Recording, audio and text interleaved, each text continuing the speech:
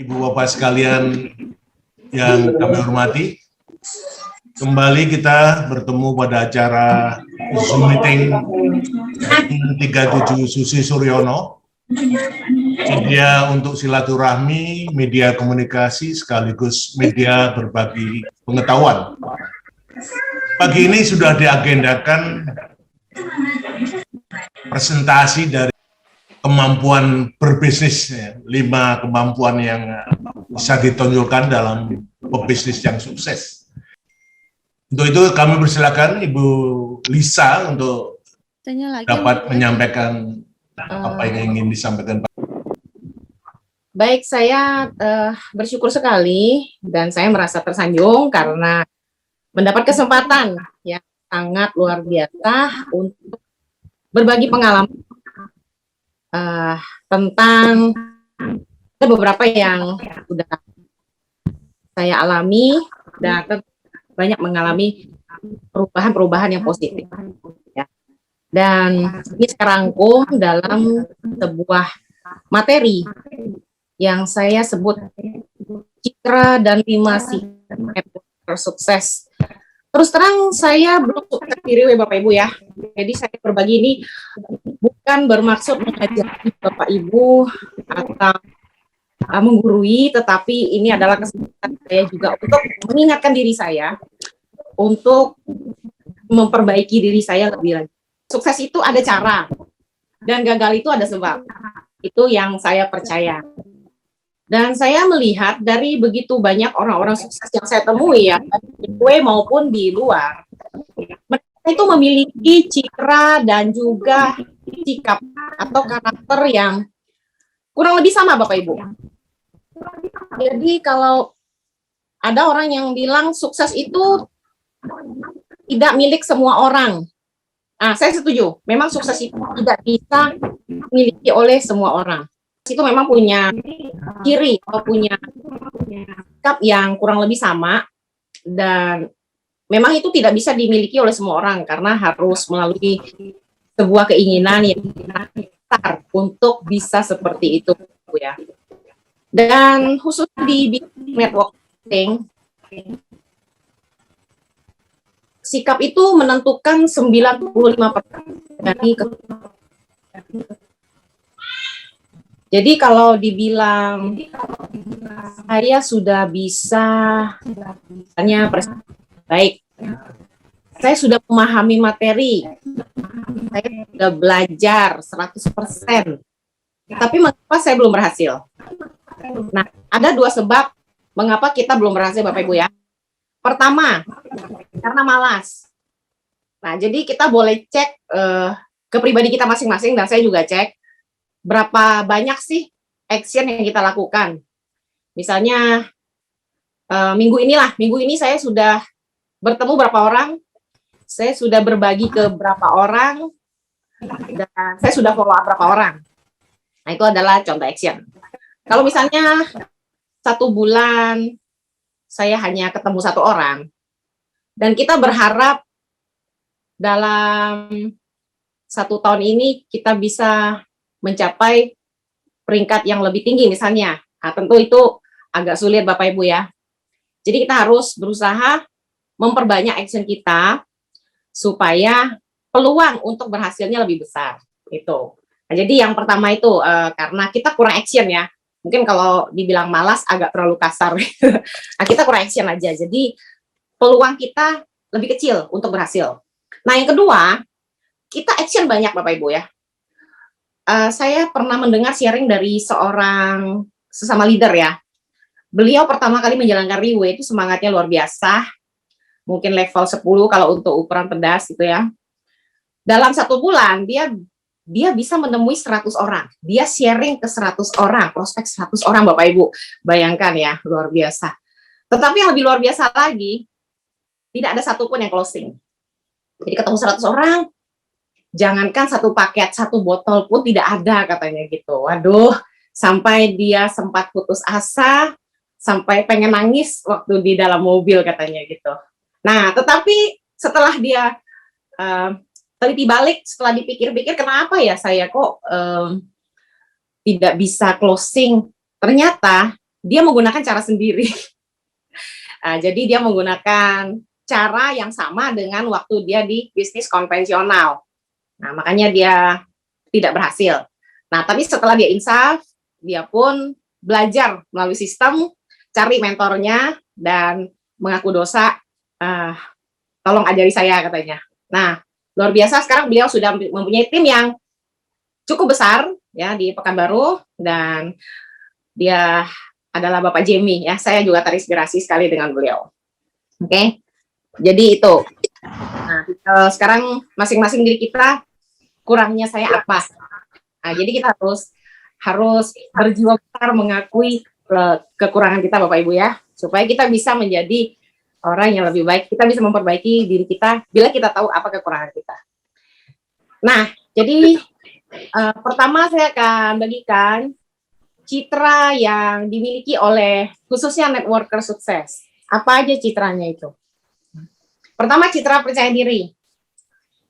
Nah, ini saya perlihatkan beberapa foto saya. Saya senang sekali berfoto sekarang Bapak Ibu ya. Tentunya karena ada perbaikan dari diri saya sendiri dibanding dulu. Kalau dulu agak susah untuk melihat kelebihan saya karena banyak kekurangannya. Jadi yang pertama kali, apa yang harus kita lakukan untuk memperbaiki citra percaya diri kita? Karena percaya diri ini adalah salah satu citra yang dimiliki oleh orang sukses. Saya belum pernah ketemu orang sukses yang minder Bapak Ibu ya, atau orang sukses yang malu-malu, atau orang sukses yang tidak berani tampil. Nah, jadi semua orang sukses itu adalah orang yang percaya diri, ya. Tapi jangan terlalu berlebihan. Kalau berlebihan jadinya sombong Bapak Ibu ya. Jadi selain percaya diri, kita juga harus rendah hati. Nah, ini kombinasi yang agak unik ya. Tapi di Riway kita bisa mendapatkan itu. Jadi ceritanya saya dulu itu ya, ada beberapa kekurangan. Ya, saya bukan buka aib, tapi ini berbagi pengalaman aja.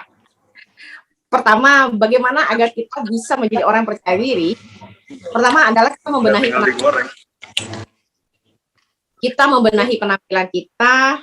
Ada sebuah istilah dari produk kecantikan yang sangat saya senang ya, yang dia bilang begini, face by nature, artinya wajah atau fisik kita itu adalah dari alam atau dari lahir. Beauty by, dia sebut merek, ya. Jadi face by nature, beauty by merek produk tersebut. Nah, kalau saya bilang beauty by nature, face by nature, beauty by renovating ourselves. Jadi beauty itu adalah hasil dari kita membenahi diri kita. Oke? Nah, jadi yang pertama, saya mempunyai masalah di mulut dulu Bapak Ibu ya. Mungkin boleh dilihat di foto pertama 18 tahun yang lalu. Saya itu kalau berbicara atau senyum itu mulut saya miring. Sangat miring, asimetris. Sampai pernah dulu ya, maaf nih, mamanya mantan pacar saya itu dia sampai komplain sama anaknya. Dia bilang gini, kenapa ya si Aling itu kalau bicara mulutnya miring katanya, nggak enak dilihat. Ya saya sempat kaget juga ya waktu itu. Wah ternyata ini menjadi masalah nih. Nah, terus akhirnya ya memang saya putus sih dengan mantan itu, tapi bukan gara-gara mulut miring ya, ini gara-gara hal yang lain. Nah cuman seiring waktu saya juga menyadari memang saya saja sebal kalau melihat diri saya sendiri. Saya pernah dulu di sebuah platform, pernah ikut menjadi sebuah testimoni. Nah, jadi kan kita harus bercerita ya, kita harus sharing. Aduh, saya bilang ini video kenapa dibikin gitu. Pas saya nonton diri saya sendiri tuh, kayaknya saya pengen saya lempar itu TV, benar Bapak Ibu. Jadi betul-betul miringnya kelihatan. Nah, tapi puji Tuhan kurang lebih tahun 2005 ya, saya mulai sadar bahwa ini harus saya perbaiki dan harusnya bisa diperbaiki. Nah, caranya bagaimana? Saya kebetulan ada beli digital kamera. Jadi dengan cara saya berfoto, saya perbaiki otot, cara saya menarik otot mulut saya. Nah, saya itu kan miringnya, jadi kalau misalnya tanpa saya sadari, pasti miringnya kanan atas ini lebih tinggi. Nah, miringnya ke kanan atas ya. Nah, tapi setelah saya mulai melatih otot-otot mulut saya tarik otot kiri ini lebih lebih kuat gitu. Nah, jadi saya tarik terus saya jepret, belum bagus saya lakukan lagi. Mungkin ada ratusan kali saya jepret diri saya sendiri waktu itu ya. Sampai akhirnya saya melihat, ini udah agak lumayan, udah bagusan. Nah, jadi dari situ saya mulai belajar tersenyum. Dulu saya nggak suka senyum Bapak Ibu, karena kalau senyum pasti miring. Jadi kalau diajak foto ya saya manyun aja. Lebih baik orang tidak tahu kalau mulut saya miring daripada saya senyum ya. Bodoh amat dibilang jelek. Nah, kemudian itu cerita tentang mulut miring, kemudian cara bicara juga awal-awal itu, aduh bener-bener deh saya sebel sekali Bapak Ibu ya. Saya bilang, bagaimana orang bisa tertarik mendengar saya berbicara kalau berbicaranya seperti ini gitu. Jadi ya udah, memang kita harus latihan lebih banyak. Nah, jadi itu cerita pertama tentang mulut ya, mulut miring. Ya sekarang puji Tuhan, not bad kan? Boleh dilihat di foto ya, sudah lebih manusiawi ya. Oke. Nah, kemudian yang kedua, nah soal kulit, kita juga harus memperbaiki selain apa yang dilihat orang pertama kali saat kita berbicara, yaitu mulut. Kemudian kita punya kulit, Bapak Ibu.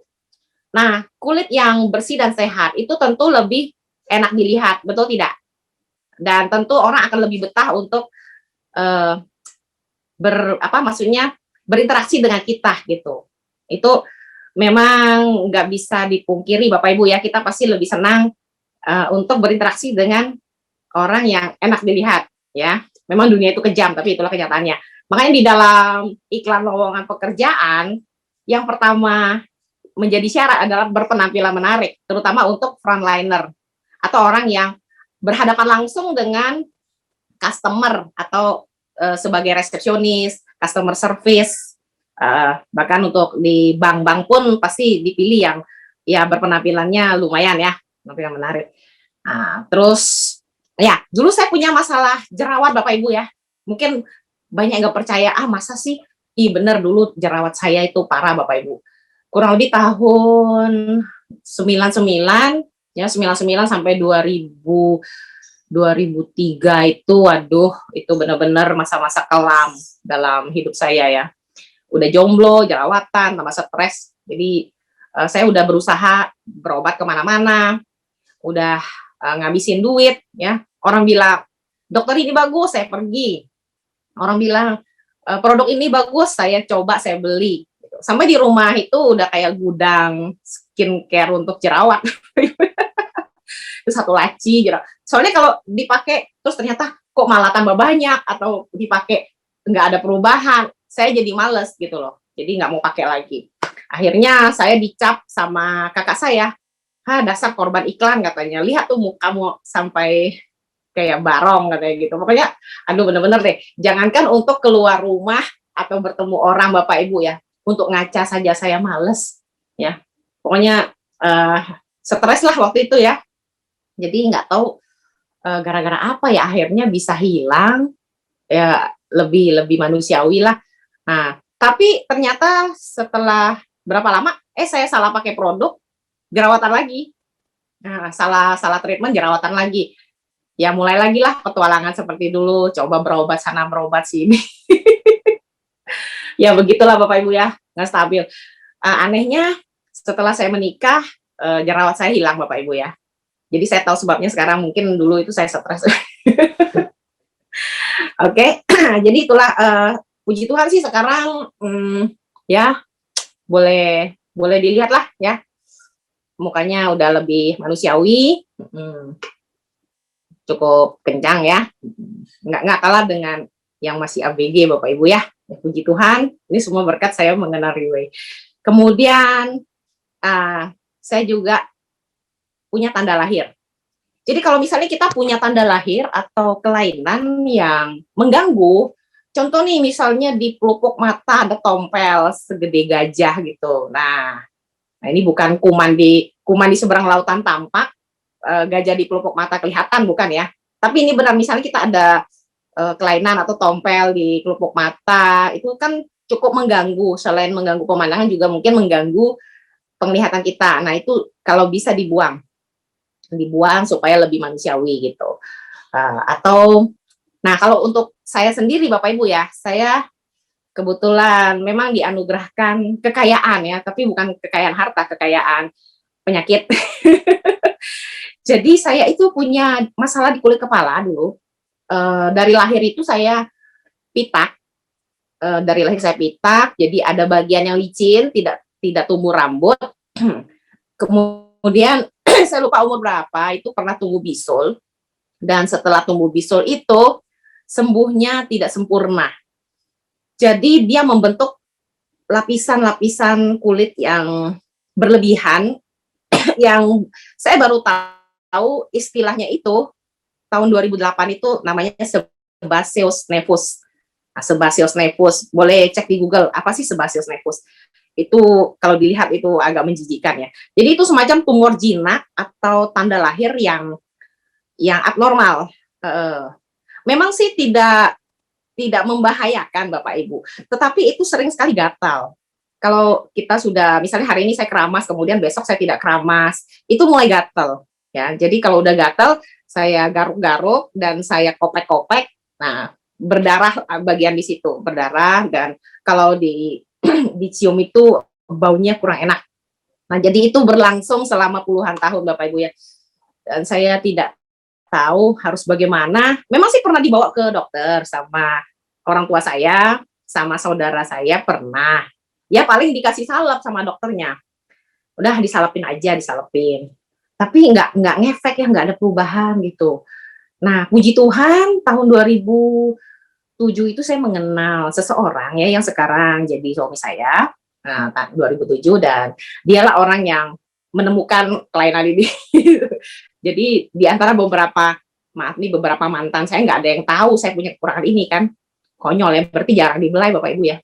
Nah, jadi waktu itu setelah dia ini apa sih katanya gitu. Iya, aduh saya sebenarnya malu ya, jangan-jangan gara-gara itu dia nggak mau lagi sama saya gitu. Tapi untunglah dia malah mengajak saya periksa. Ayo kita periksa ke dokter katanya biar lebih pasti gitu. Nah, mulailah saya pertama ketemu dokter kulit. Nah, dokter kulit terus disarankan, oh ini bisa dibuang katanya gitu, bisa dibuang. Oke, nah tapi kita nggak langsung terima, maksudnya pengen cari second opinion. Saya pergi lagi ke dokter kecantikan, dokter bedah, saya pergi, terus terakhir saya ke Singapura ya. Nah pas ke Singapura saya pergi ke National Skin Center namanya. Nah di situ bagian kulit kepala ini diambil sedikit dan dibiopsi. Nah, jadi kurang lebih 2 minggu ya, katanya 2 minggu nanti di email hasilnya. Ya udah saya tunggulah 2 minggu itu.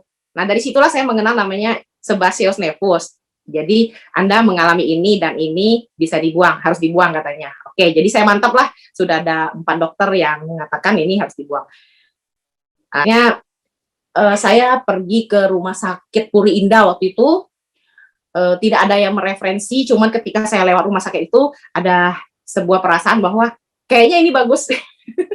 Jadi spontan saya langsung mampir, saya cari dokter bedah senior dan akhirnya saya bikin janji Bapak Ibu ya, langsung besok dibedah.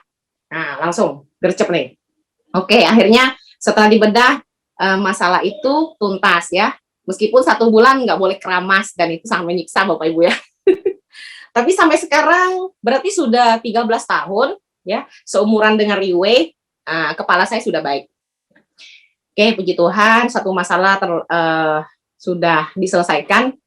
Jadi dulunya gara-gara ada sebaceous ini, kalau saya ke salon itu saya suka capek ditanyain, ini apa sih Bu gitu, ini apa sih Ci, bekas jatuh ya gitu. Saya harus menceritakan lagi dari A sampai Z. Terus nggak ada dapat apa-apa lagi, capek kan. Nah, kemudian kalau saya berdiri di depan seseorang lagi antrian atau saya kayaknya merasa ini orang kayaknya ngeliatin kulit kepala saya deh gitu. Jadi ada perasaan minder. Nah itu juga mengganggu Bapak Ibu ya. Jadi saya perbaiki itu dan puji Tuhan saya senang sekali. Lalu yang keempat, mata. Nah apalagi nih masalah mata. Sebenarnya mata saya kalau masalah yang berat sekali sih paling rabun jauh ya, tapi sekarang sudah agak lumayan. Tapi yang paling berat itu adalah mata panda, Bapak Ibu ya. Dulu memang saya pernah mengalami insomnia selama 7 tahun. Jadi 7 tahun itu nggak bisa tidur. Otomatis karena kurang tidur mata menjadi kayak panda gitu. Parah sekali. Nah, boleh dilihat nih 6 tahun yang lalu, tahun 2015. Ini pada saat saya menyusui anak. Jadi bayangkan, pada saat menyusui anak, kita juga kurang tidur Bapak Ibu ya. Mulai dari hamil tuanya, kurang tidur, menyusui kurang tidur, jadilah seperti ini. Nah, hampir dikirim ke China waktu itu, karena dikira panda. Nah, kemudian setelah, saya pernah mencoba berbagai macam produk juga ya, untuk mata panda saya ya, yang bentuk gel lah, kemudian bentuk stick lah, kemudian masker mata lah, ada yang bilang harus cuci air hangat lah, kompres apa, nggak efek, tetap aja matanya seperti itu. Tapi ya puji Tuhan ya lumayan lah sekarang ya. Nah, boleh dilihat kan, semua ada pengaruh juga dari Riwe Bapak Ibu ya. Tepuk tangan dulu dong buat Riwe. Oke, nah kemudian yang kelima. Nah, kalau ini memang saya nggak ada masalah ya, gigi cukup bagus. Cuman ya ingin saya tekankan, gigi itu memegang peranan yang cukup penting untuk membuat orang itu ilfeel atau enggak sama kita Bapak Ibu ya. Sering nggak ketemu orang, sering nggak ya, saya sering soalnya, orangnya cantik atau ganteng gitu. Tapi begitu mereka buka mulut, Anda langsung mundur 2 langkah. Karena apa? Karena banyak karang gigi. Ya, banyak karang gigi, terus giginya kuning-kuning, bolong gitu kan. Nah, ada lagi yang ya mungkin nggak separah tadi, mungkin dia habis makan apa namanya balado ada cabai nempel di giginya. Itu pun membuat kita ilfeel Bapak Ibu ya. Jadi bagi kita pribadi, kita sendiri harus aware bahwa kalau kita sendiri nggak senang melihat hal seperti itu, ya kita juga jangan memberikan orang pandangan seperti itu atau pemandangan seperti itu. Jadi biasanya kalau wanita ini ya mau ketemu orang atau dia mau tampil dan baru habis makan, pasti dia ke toilet, ngaca dulu nih, lihat ada nggak sesuatu yang mengganggu gitu. Nah, bisa dibersihkan dulu. Nah, terus bagi yang punya masalah-masalah dengan gigi juga bisa ke dokter gigi dibenerin ya, karang gigi bisa dibuang, gigi bolong bisa ditambal gitu. Pokoknya asal kita mau bisalah perbaiki diri kita. Atau mungkin ada giginya depan belakang atas bawah itu nggak beraturan. Nah, ada juga kan. Nah, bisa diperbaiki dengan kawat gigi. Memang perlu waktu, tapi hasilnya kita akan lebih percaya diri Bapak Ibu ya. Terus satu lagi yang nggak kalah penting itu halitosis atau bau mulut. Nah, ini juga sangat mengganggu Bapak Ibu ya. Orangnya udah keren, cantik, giginya bagus, tahu-tahu dia bau mulut. Nah, kita juga nanti akan mundur 10 langkah, ya kan? Nah, jadi hati-hati juga. Ya. Nah, kemudian itu gigi ya. Kemudian rambut. Rambut juga kita harus perhatikan Bapak Ibu ya. Mungkin ada masalah-masalah tertentu seperti ketombe, atau yang lebih parah itu kutuan. Aduh, jangan sampai deh. Itu berbahaya sekali kalau sampai terjadi. Jadi ketombe itu selain merusak kesehatan kulit kepala, membuat rambut rontok, juga merusak pemandangan Bapak Ibu ya. Putih-putih gitu nanti jatuh ke, apalagi orang riwe pakai baju hitam. Pakai baju hitam siapa takut ya. Nah, kalau nggak ketombean, tapi kalau ketombean, waduh, kelihatan ya. Nah, itu jadi harus perhatikan juga, pilih sampo yang cocok, kalau perlu perawatan khusus untuk rambut rontok. Kemudian kutu, kalau kutu ini ya kebangetan juga ya kalau sampai kutuan. Iya, dulu masih kecil pernah kutuan ya karena ketularan teman sekolah dulu ya. Jadi, nah ini contoh aja. Kemudian kalau misalnya poninya udah panjang, udah mengganggu, atau yang cowok udah gondrong ya, gunting lah yang rapi gitu. Atau yang mungkin kumisnya udah kepanjangan, jenggot kemana-mana, cambang atau apa, yang ya kalau mau keren gitu kayak aktor-aktor Hollywood atau Bollywood ya dirapiin lah gitu. Jadi kan kita juga lebih percaya diri dan orang senang gitu untuk bertemu dengan kita. Ya. Nah, yang ketujuh, ini nggak kalah penting adalah body odor atau bau badan. Nah, jadi Kalau ada lagu dulu ya, Cantik Tapi Bau ya. Itu lagu plesetan. Cakep, keren, tapi begitu didekatin, aduh, pingsan. Nah, jadi ini sangat mengganggu Bapak Ibu ya. Kita harus aware terhadap apa yang menjadi kekurangan diri kita. Sekarang udah banyak, ada body spray, ada maaf saya sebut merek, ada Rexona, atau ada bedak anti bau. Kalau perlu ya kita treatment kecantikan ada yang untuk menghilangkan keringat berlebihan, ada namanya botok bawah lengan, ada. Kemudian juga ada macam-macam lah ya. Cuci kalau perlu mandi 10 kali ya biar baunya hilang gitu. Oke, jadi ini percaya diri yang harus kita bangun, citra percaya diri. Nah, ini contoh dari fisik aja ya. Moga-moga bisa membantu Bapak Ibu ya. Oke, kemudian kedua, citra profesional. Nah, kalau citra profesional ini hubungannya dengan pakaian ya. Nah, bisa dilihat ini ya, 2017 saya di bidang kuliner. Jadi ya nggak pakai jas kalau lagi acara kursus, nah biasa aja gitu ya. Nah, tahun 2021 karena saya sudah di Riway, setiap ada acara Riway atau kita bertemu dengan calon prospek kita menggunakan pakaian yang profesional ya. Dalaman putih untuk wanita dan luarannya pakai jas ya, lengkap dengan logo Riway. Jadi ini adalah hal pertama yang dilihat oleh orang luar. Kalau kita misalnya kita mau prospek bos-bos besar nih ya, contoh ya. Terus kita hanya mau menggunakan kaos oblong, celana jeans gitu. Dan kita bilang, wah ini bisnis besar, perusahaan internasional, sudah masuk Jepang, gini-gini. Orangnya, aduh, kamu aja kayak gini gitu kan. Jadi dia nggak gitu percaya.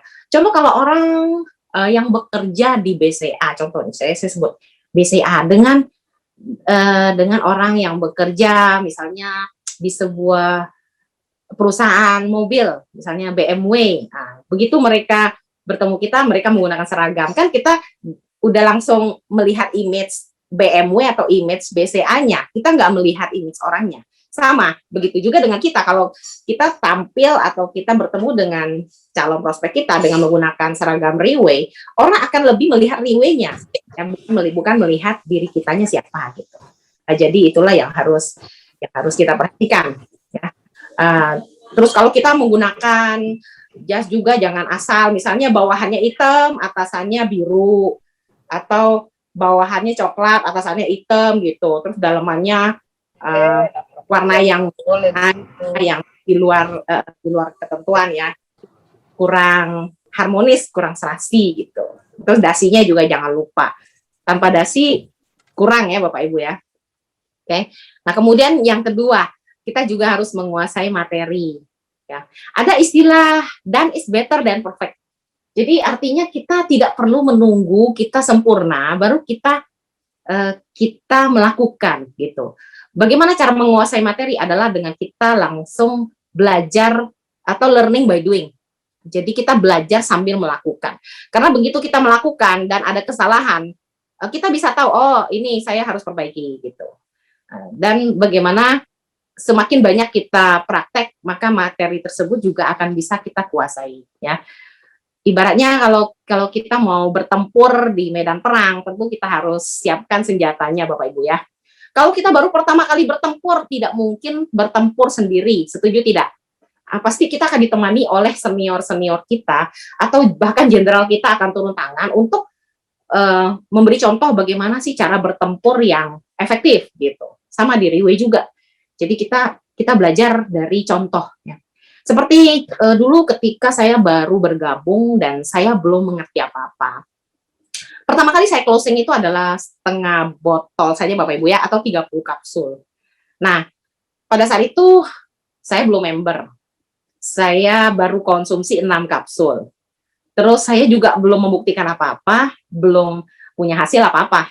Nah, bagaimana caranya? Tetap saya terjun ke medan perang, tapi saya berkomunikasi dengan leader saya waktu itu Pak Kendrick. Jadi ketika saya mengalami atau saya tidak tahu harus menjelaskan apa atau mentok gitu, saya telepon Pak Kendrick, Pak ini ada pertanyaan ini Pak, gitu, bisa bantu sharing gitu. Ya udah langsung Pak Kendrick yang jelasin ke orangnya dan saya dengar, oh ternyata begini cara penjelasannya. Nah, jadi begitulah, sama seperti siapapun ya yang baru pertama kali bergabung atau baru pertama kali mau menjalankan Riwe, tetap kita harus belajar atau bercermin dari leader-leader kita yang sudah paham, ya. Karena mereka sudah mengalami banyak hal, Bapak Ibu ya. Kalau mereka sudah mengalami banyak hal, ya tentu kita bisa menghindari kesalahan-kesalahan yang sama. Nah, jadi itu contoh. Nah, jadi semakin sering kita lakukan, ya kita semakin paham, dan lama-kelamaan ya udah kayak naik sepeda aja gitu. Naik sepeda kan kita udah nggak usah mikir. Nah, tinggal pokoknya nyampe aja gitu loh. Sama kayak bawa mobil juga. Kemudian yang ketiga adalah lingkungan positif. Nah, jadi citra profesional kita itu juga ditentukan dari lingkungan di mana kita berada. Ya, kalau misalnya kita bilang saya bisnis Riwe, saya fokus, saya profesional. Tapi kita bergaulnya dengan misalnya orang yang suka main gaple gitu ya, atau mereka yang nongkrong-nongkrong, ngerokok-ngerokok, nggak jelas gitu, ngobrolin yang nggak jelas. Bagaimana orang bisa percaya kalau kita adalah seorang pebisnis network atau pebisnis Riwe profesional? Nah, tapi kalau kita sering berkumpul dengan sesama leader Riwe yang sukses, dalam pertemuan kita selalu ada, di dalam foto-foto kegiatan ada kita, orang akan bisa menilai, oh orang ini profesional gitu, dia aktif gitu loh. Jadi penting sekali untuk kita rajin mengikuti kegiatan-kegiatan Riwe, Bapak Ibu ya. Pertama ya, selain kita bisa mendapatkan wawasan terbaru, kita bisa mendapatkan informasi terupdate tentang perkembangan Riwe, yang saya lihat memang perkembangannya itu sangat luar biasa. Nah, yang kedua juga ya, kita bisa lebih percaya diri dan kita lebih yakin dengan apa yang kita lakukan gitu. Kemudian yang ketiga ya, orang akan lebih percaya sama kita, yakin untuk ikut kita gitu. Jadi ini lingkungan itu penting ya. Ada istilah lingkungan adalah segala-galanya. Bagi saya lingkungan adalah raja. Ya, lingkungan adalah raja. Dengan siapa kita bergaul dalam waktu yang cukup lama, itu akan membentuk diri kita menjadi seperti apa. Jadi saya pribadi agak menghindar untuk bergaul dengan orang-orang yang negatif, ya boleh dibilang virus-virus gitulah. Mendingan ya udah kita nggak usah berteman lah. Nah, kita bertemanlah dengan orang-orang yang bisa membuat kita menjadi lebih baik. Orang yang bisa support kita ketika kita jatuh, orang yang bisa membesarkan hati kita ketika kita mengalami kekecewaan. Nah, itulah pentingnya lingkungan yang positif, Bapak Ibu. Ya, orang yang juga tidak memandang background, tidak memandang siapa kita, dan bisa menerima kita apa adanya. Itulah lingkungan yang positif. Dan ini benar-benar ada di Riwe. Jadi kita benar-benar orang yang terberkati. Kita beruntung bisa ada di Riwe ya. Tepuk tangan atau jempol buat Riwe, Bapak Ibu ya. Kemudian yang keempat, citra profesional. Nah, ini juga penting Bapak Ibu ya. Kita harus bisa atau mau memandang mata lawan bicara kita. Kenapa? Karena kalau kita mau memandang mata mereka, artinya kita tidak memandang sebelah mata terhadap mereka. Ya, siapapun tidak suka kalau dipandang sebelah mata, betul tidak Bapak Ibu? Jadi kita memandang orang itu ya tapi jangan ini juga ya, jangan sampai ntar dia jatuh hati sama kita ya. Jangan memandang 10 menit dipandang gitu, waduh, ntar istri orang loh atau suami orang loh bisa kasus. Nah, jadi ya maksudnya kita berbicara, kita harus ada interaksi, kita harus melihat ke orangnya, artinya dia merasa dihargai. Dan kita juga jadi bisa melihat respon orang ini seperti apa gitu. Jadi jangan berbicara tapi kita nengoknya ke atas atau nengoknya ke bawah atau nengoknya ke orang lain gitu. Itu nggak sopan Bapak Ibu. Jadi kita harus menghargai siapa lawan bicara kita ya. Mungkin bagi kita, aduh, aku kayaknya nggak berani deh mandang mata orang ya, takut, maksudnya nggak percaya diri. Nah, ada caranya Bapak Ibu. Ya dulu juga saya nggak berani ya mandang orang ya, apalagi orangnya agak seram gitu ya, takut nanti kayak ditelan hidup-hidup. Nah, jadi pertama kali belajar memandang mata, jangan langsung pandang matanya, pandanglah titik di atas hidung ini atau di jidat agak bawah gitu. Jadi di sini ya tepatnya. Nah, jadi itu posisinya itu kayak sedikit kamuflase tapi dekat ke mata. Nah, itu bagus. Jadi untuk pertama kali latihan kita lihat aja titik itu. Itu membantu sekali Bapak Ibu ya. Mulai dari satu orang. Nah, setelah orangnya lebih dari satu, ya kita ganti fokusnya. Nah, pertama kita ngelihat ini, terus berikutnya kita ngelihat ini gitu. Jadi dua-duanya pun mendapat perhatian yang sama. Nah, lebih enak kalau orangnya makin banyak. Berarti kan kita bisa ganti-ganti apa titik pandang gitu. Nah, lama-lama ya dari 1, 2 orang, 3 orang, 5 orang, 50 orang, 100 orang, 200 orang nggak masalah gitu. Nah, kalau untuk sesi bagaimana cara meningkatkan percaya diri di panggung, nah itu ada sesi berikutnya kalau mau. Nanti kapan-kapan saya bisa bagikan ya. Kalau Bu Susi bersedia memberi waktu kepada saya. Oke, jadi itu memandang mata penting. Kemudian ya kita juga harus lebih banyak mendengar ya. Lebih banyak mendengar. Makanya telinga kita 2 dibanding mulut kita 1. Berikutnya, nah ini kita masuk ke sikap.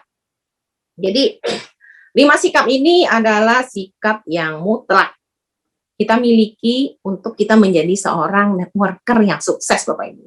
Karena bisnis network ini adalah bisnis manusia. Jadi bukan siapa yang paling hebat atau paling menguasai materi, paling jago presentasi yang sukses. Ya, banyak orang yang jago presentasi banyak. Banyak orang yang paham apa terapi stem cell. Banyak orang yang begitu menjelaskan marketing itu bagus, tapi untuk kesuksesan itu diperlukan sikap yang betul. Nah, jadi meskipun kita jago secara teknis, tapi kalau sikap kita nggak betul, ya kita akan gagal, Bapak Ibu. Nah, yang pertama adalah sikap seperti gelas kosong. Nah, ini sangat mutlak, sangat penting, dan sikap yang pertama kali harus kita miliki bila kita ingin belajar, kita ingin sukses di bisnis network.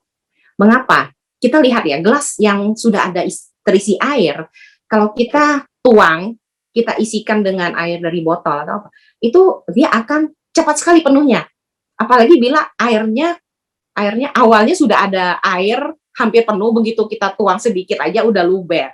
Nah, ibaratnya gini, kalau kita masuk ke Riway, mungkin kita dulu pernah di bisnis jaringan yang lain, kita pernah di marketing, kita jago jualan di tempat lain. Kita ini mah sama aja lah gitu, MLM di mana mah sama aja. Jadi ketika kita mendapat pengajaran, kita nggak mau terima, kita tolak. Saya udah tahu lah, ini mah nggak boleh begitu, ini. Nah, kita dijamin kita nggak bakal sukses Bapak Ibu ya.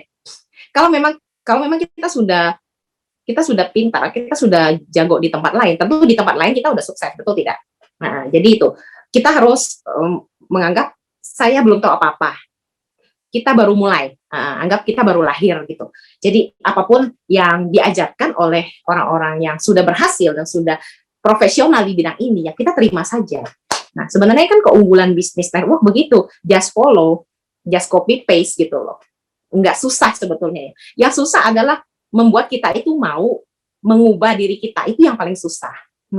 Nah, itu memang satu pergumulan ya kadang-kadang.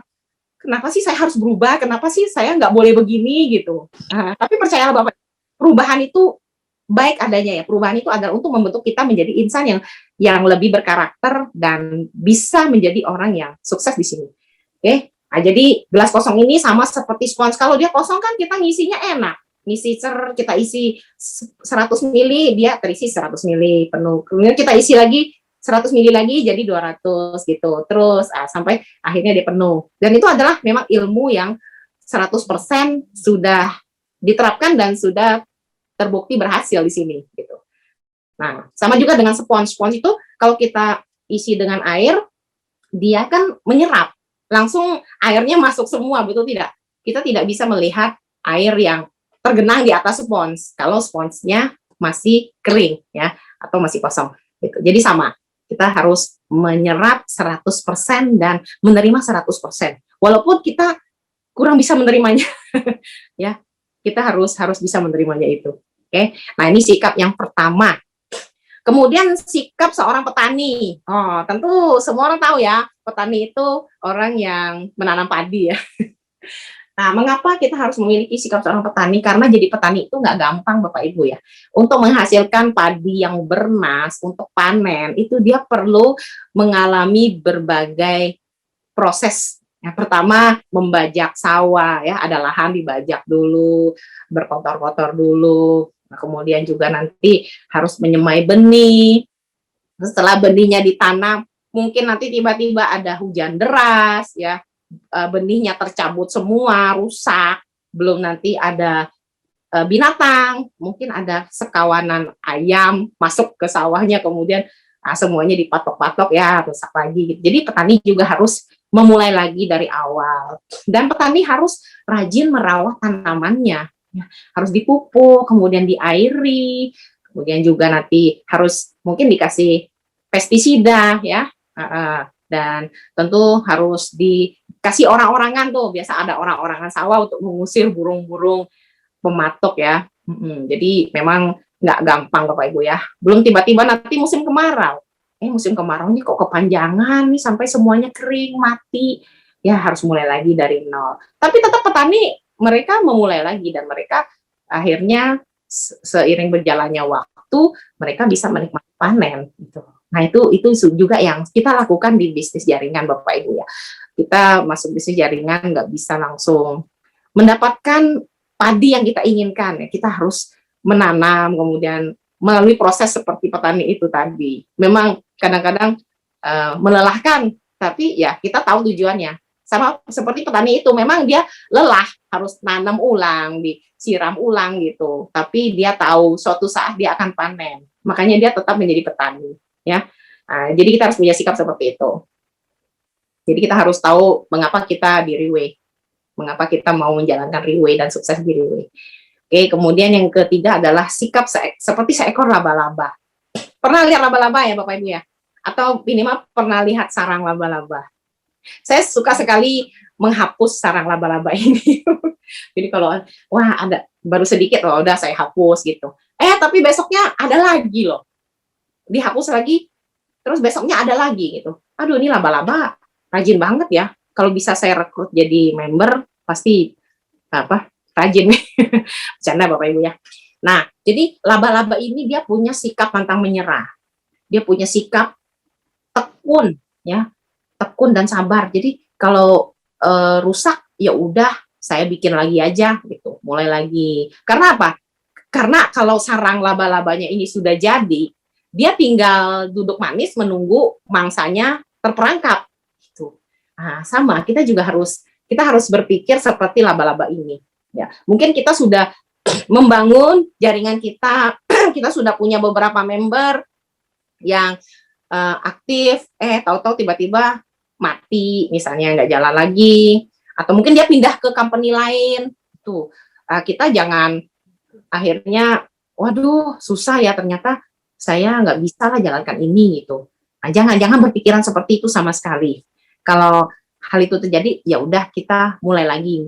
Mungkin kita perlu menggali juga kenapa dia sampai tidak aktif atau kenapa dia pindah ke company lain gitu. Kita bisa mulai lagi dari nol.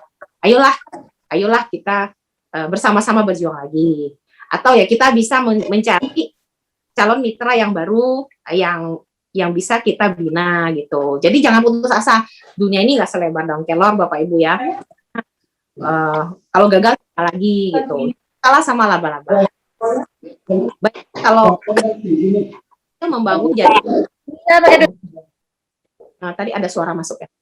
Misalnya kita membangun jaringan kita udah 3 tahun, 4 tahun, 5 tahun, di bawah kita ada ratusan orang, ribuan orang. Ya itu sama ibaratnya jaringan laba-laba itu sudah jadi. Kita tinggal duduk manis pun kita akan mendapatkan namanya passive income. Nah itu jadi laba-laba itu dia membangun passive income, dia bangun jaringan dulu Bapak Ibu, sama.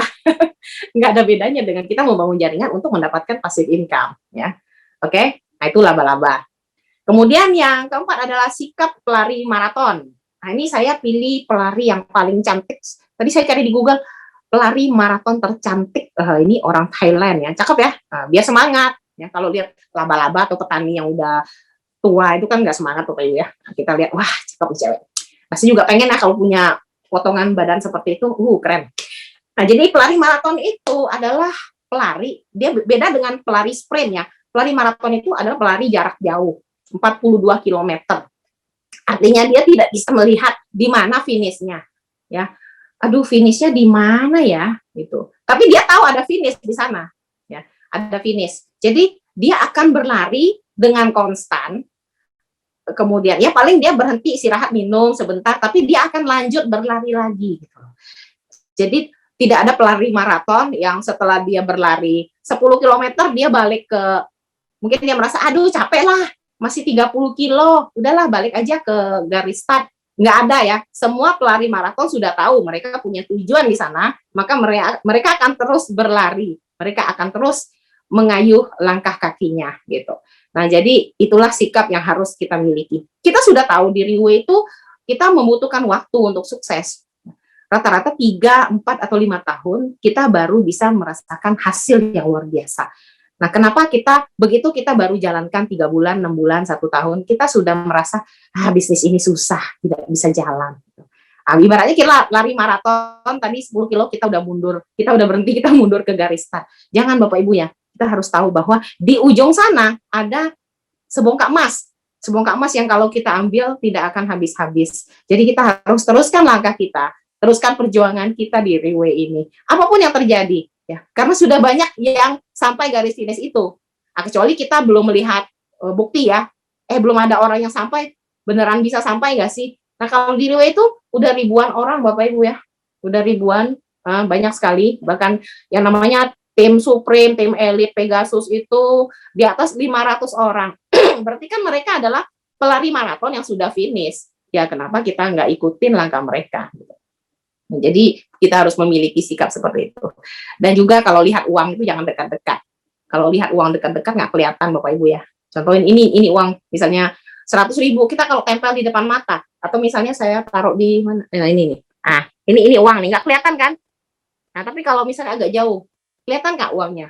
Kelihatan. Saya juga kalau lihat uangnya agak jauh kelihatan gitu. Jadi sama. Itu sikap pelari maraton, sering saya sebut berpandangan jauh. Oke.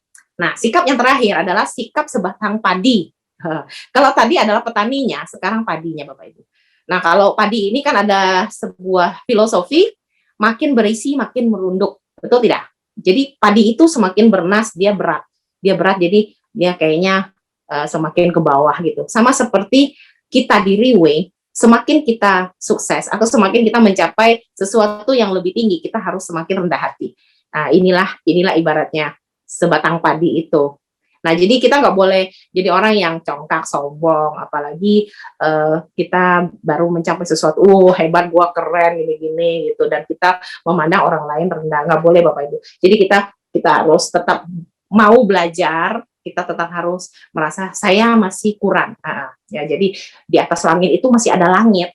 Kita nggak bisa jadi orang yang paling sempurna di dunia ini. Belajar itu tidak ada batasannya.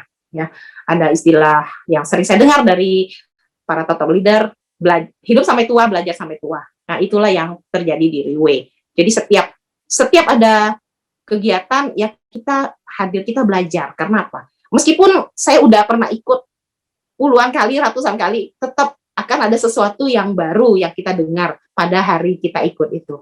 Nah, kalau ditanya pertemuan apa yang paling penting, pertemuan yang kita tidak ikut, itu adalah pertemuan yang paling penting Bapak Ibu ya.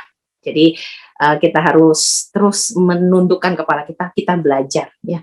Jadi saya di sini pun saya bukan mengajar Bapak Ibu ya, saya ikut belajar, mengajari diri saya sendiri bahwa kita harus memiliki sikap-sikap ini supaya kita bisa mencapai kesuksesan yang luar biasa di Riway ya.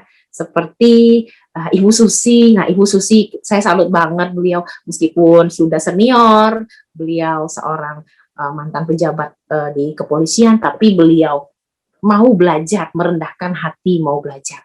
Ya, begitu juga dengan Pak Imam, Dr. Hernanto ya, Pak Anggiat, banyak sekali bapak-bapak yang begitu luar biasa di sini, Pak Budi Prasetyo, Dr. Farida ya. Harusnya saya belajar dengan bapak-bapak, ibu-ibu sekalian ya, karena saya masih junior ya. Saya hanya ibu rumah tangga. Jadi saya senang sekali di lingkungan Riway ini ya. Banyak perbaikan-perbaikan yang saya dapatkan ya, baik dari segi penampilan, dari segi mindset, percaya diri saya, kemudian citra profesional, juga sikap-sikap yang tadi saya sebutkan ya. Saya bersyukur ya dan berterima kasih dengan orang yang sudah mengajak saya di Riway, Bapak Jackson, teman kuliah saya, dan juga orang yang membimbing saya dari tidak bisa apa-apa, dari closing pertama hanya 6 kapsul, yaitu Bapak Kendrick, tim Supreme Pegasus satu ya. Terima kasih, dan juga kepada Bapak Antono, kepada Bapak Hasim ya, mereka orang-orang yang sangat peduli kepada masa depan kita semua ya. Jadi Bapak Ibu yang sudah bergabung di Riway, jangan kita menyia-nyiakan kesempatan ini, dan kita jangan buang waktu lagi Bapak Ibu ya. Kita berjuang bersama-sama karena kesuksesan adalah milik kita semuanya. Baik, waktu saya kayaknya sudah habis, Bah. Pas ya. Saya akan kembalikan mic ini kepada konduktor kita, Bapak Imam Wahyudi. Terima kasih atas kesempatannya. Mohon maaf bila ada kata-kata yang kurang berkenan ya. Kita berjumpa lagi di lain kesempatan. Selamat siang. Terima kasih Ibu Lisa.